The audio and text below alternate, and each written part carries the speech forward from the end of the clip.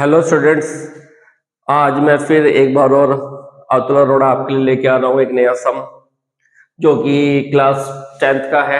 Chapter first real numbers.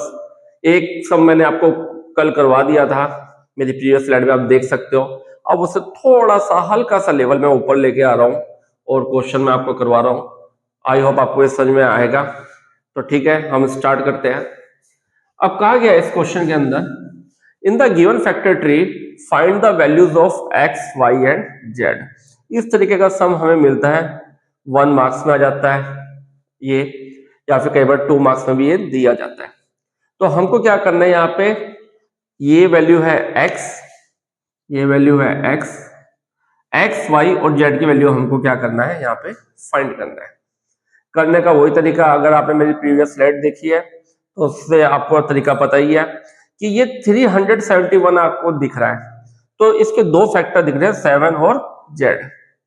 371 का जो हमें दो फैक्टर मिल रहे हैं, 7 और जेड, इसका मतलब ये हुआ कि 7 की अगर हम जेड से मल्टीप्लाई करें तो हमें 371 मिलता है। अगर हम 7 इंटू जेड करें तो मिलता है नंबर 371।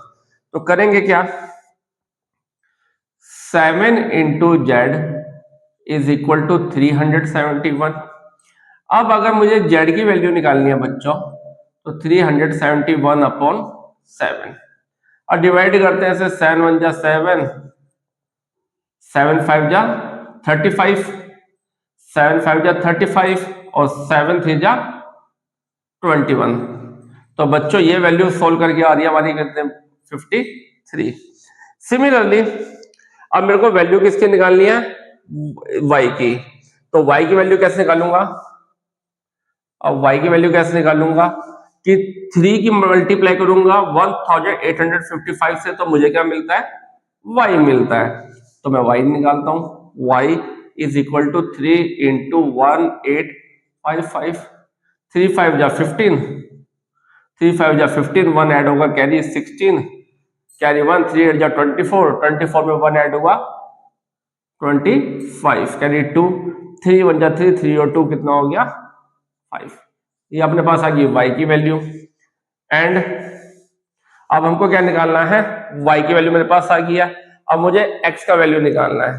अब x का वैल्यू निकालूंगा तो x क्या हो जाएगा, 2 इंटू वाई, वाई तो मैं पहले फाइंड कर चुका हूं, 2 इंटू वाई का वैल्यू रख दूंगा 5 5 6 5।